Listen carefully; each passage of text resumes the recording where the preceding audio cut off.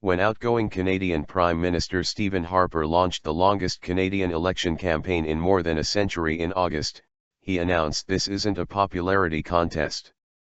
Unfortunately for Harper, who lost Monday's election to the opposition Liberals, it was just that.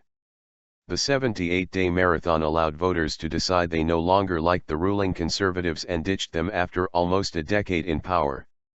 An emailed statement from the Conservatives said Harper resigned as party leader after the defeat, though he did not mention stepping down in his concession speech. "It's a bad night for the Conservative Party, but we'll come back. I think where we went wrong was on tone," said outgoing Defence Minister Jason Kenney, long touted as a potential replacement for Harper. As for leadership speculation, that's all for another day.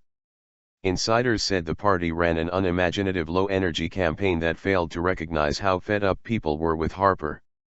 They also badly underestimated Liberal leader Justin Trudeau.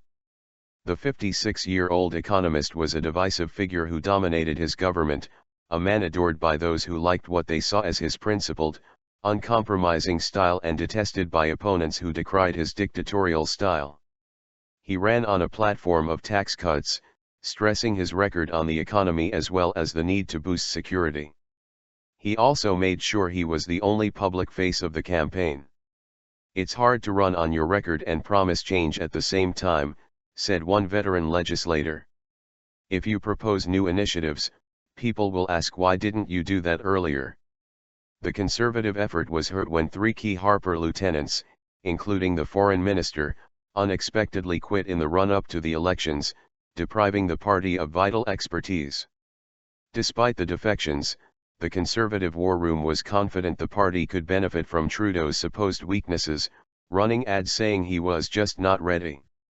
Ahead of the first televised debate, campaign spokesman Corey Teaneck said that if Trudeau comes on stage with his pants on, he will probably exceed expectations.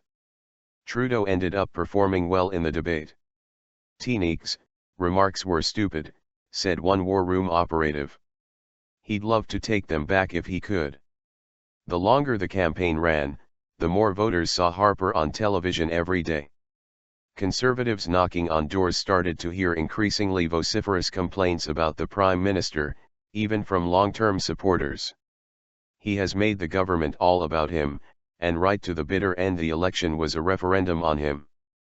That was a flawed strategy," said a former senior Conservative who has worked with Harper. The Conservatives abruptly began running ads with the message that while Harper's not perfect he remained the best man to run the economy. The sudden confession that a man who never admitted to making mistakes was flawed only underlined the unfocused nature of the campaign. Harper was accused of inciting Islamophobia with the government's attempt to ban Muslim women to remove their face veils in citizenship ceremonies. The policy proved very popular in the province of Quebec, the main power base for the New Democrats, who alienated their own supporters by saying Harper was wrong. As the NDP slumped, it meant an end to vote splitting as NDP voters migrated to the Liberals. "It's very clear tonight what happened. The NDP vote collapsed and handed the Liberals a majority," said Guy Giorno, Conservative campaign chair at a somber Conservative gathering in Calgary. "The other thing is we were seeking to help Mr. Harper do something historic nobody in more than 100 years has won for in a row. We knew it was a monumental challenge and we just couldn't buck history."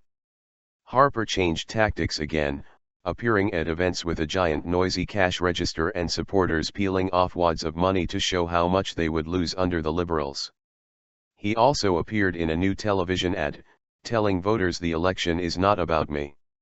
And on the final weekend, Harper attended a rally in Toronto hosted by controversial former Mayor Rob Ford, who hit the headlines in 2013 for admitting he had smoked crack cocaine while in office. Harper made sure not to shake Ford's hand during the event, but the ex-mayor later tweeted a picture of himself with a smiling Prime Minister. The photo was then splashed across the front page of the Toronto Star, Canada's largest circulation newspaper. It turned a lot of Conservatives into potential Liberal voters because they said it's just morally bankrupt to be standing with that guy, said Ipsos pollster John Wright.